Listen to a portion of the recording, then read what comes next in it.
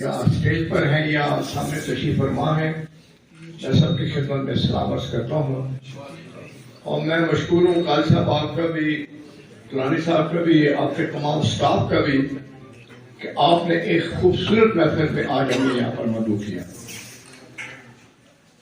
میں نے ساری کتابیں میں نے دیکھی، چاروں صوبوں کی نمائندگی ان میں موجود ہے۔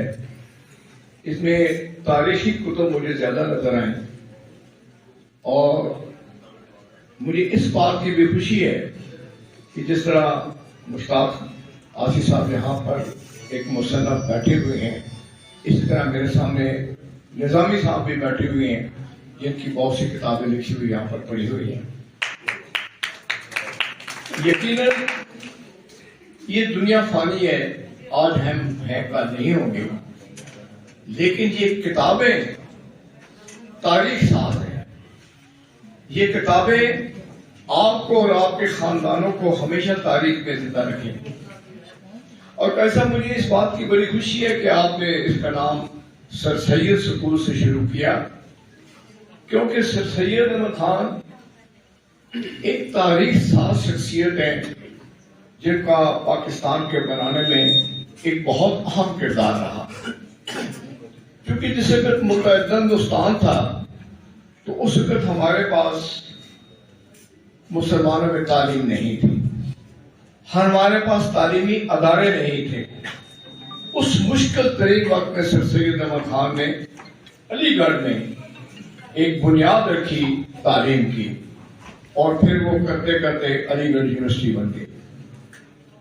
اور آج بھی مجھے، اب تو خیر نہیں، لیکن کچھ عرصہ پہلے تک مجھے اکثر بورڈز پر باہر لکھا ہوا ملتا تھا کہ بی اے علی، وہ اس کو ایک فخر سمجھتے تھے لوگ کہ انہوں نے علی گڑھ سے یونیورسٹی سے تعلیم حاصل کی ہے۔ بہرحال جس طریقے سے پہلے بھی کہا گیا کہ وہ نظر کر دیتے ہیں اور ان چیزوں پر جو بنیادی ہماری ضرورت نہیں ہے۔ میں سمجھتا ہوں کہ یہ کتب اور یہ تاریخ میں اگر ہم چلے جائیں تو میں سمجھتا ہوں کہ وہ قومیں دنیا میں ایک عظیم قوم بن کے ابھرتی ہیں۔ اتفاق کی بات ہے کہ مجھے خود بھی ہسٹری پڑھنے کا بڑا شوق تھا۔ میں نے تمام ملکوں کی تاریخ پڑھی ہوئی ہے، اور میں نے دیکھا ہے کہ وہ قومیں جو ایک زمانے میں دبی ہوئی قومیں تھیں، بہت پیچھے تھیں، وہ کس طرح سامنے آئے، کس طرح اس افق پر وہ قومیں ابھری، اور آج وہ دنیا کی عظیم قومیں بن گئی ہیں۔ تو وہ چیزیں ان کتابوں میں سے ملتی ہیں، کیونکہ ہم نے تاریخ سے سبق حاصل کرنا ہوتا ہے، اور تاریخ ہمیں ان کتابوں میں ملتی ہے۔ تو میں جو ان کے مصنف یہاں پر تشریف فرما ہے یا موجود نہیں ہے، میں ان کو خراج عقیدت پیش کرتا ہوں۔ مجھے اچھی طریقے سے یاد ہے کہ ہمارے جب ہم طالب علم ہوا کرتے تھے تو ہمارے جو پروفیسر صاحبان ہوتے تھے وہ صبح اگر 8 بجے کلاس شروع ہوتا تھا تو وہ 7 بجے اپنے طلباء کو بلا لیتے تھے، اور انہیں پھر وہ پرانے حالات پڑھ کے بتاتے تھے، تاریخ بتاتے تھے۔ تو کہنے کا مقصد یہ ہے کہ میں یہ سمجھتا ہوں کہ آج کیسا یہ جو آپ نے ایک ایفرٹ کی ہے، میں سمجھتا ہوں کہ یہ بہت ایک قیمتی ایفرٹ ہے جو آپ نے شروع کی ہے، کیونکہ بچوں کو ہم نے نکالنا ہے ان فضول مصروفیات میں سے جن میں ہر وقت وہ کھوئے رہتے ہیں۔ تو نہ صرف ان کی صحت برباد ہو جاتی ہے، کیونکہ ان کو کھیلنے کا وقت نہیں ملتا، گراؤنڈ میں وہ بہت کم جاتے ہیں، اور ان کی وجہ سے ان کی صحت بھی خراب ہوتی ہے۔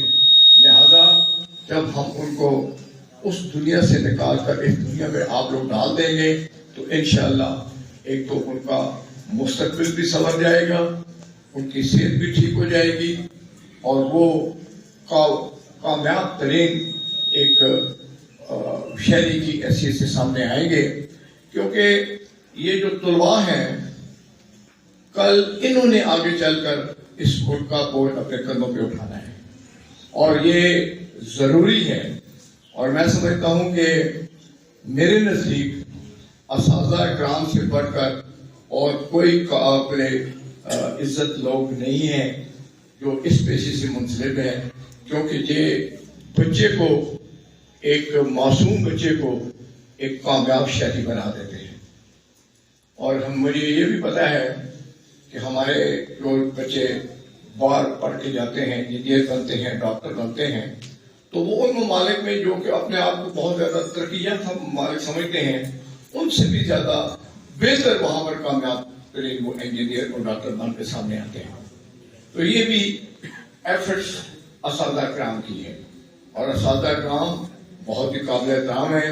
اور نذیر صاحب اور قاری صاحب، میں آپ کو خراج عقیدت پیش کرتا ہوں کہ آپ کی بہت بڑی ایفرٹ ہے، اور اللہ تعالیٰ سے دعا گو بھی ہوں کہ اللہ تعالیٰ آپ کو اس ایفرٹ میں کامیابی دے۔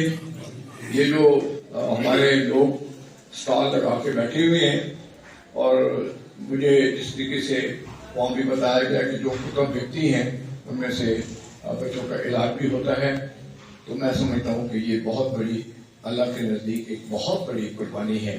اللہ تعالیٰ اس کو قبول فرمائے۔ اور آخر میں پھر انتظامیہ کا اور آپ سب کا تہہ دل سے مشکور ہوں، اور اللہ کے حضور دعا ہے کہ جس نیک مشن پہ آپ چلے ہیں اللہ تعالیٰ اس میں آپ کو کامیابی عطا فرمائے۔ بہت بہت شکریہ۔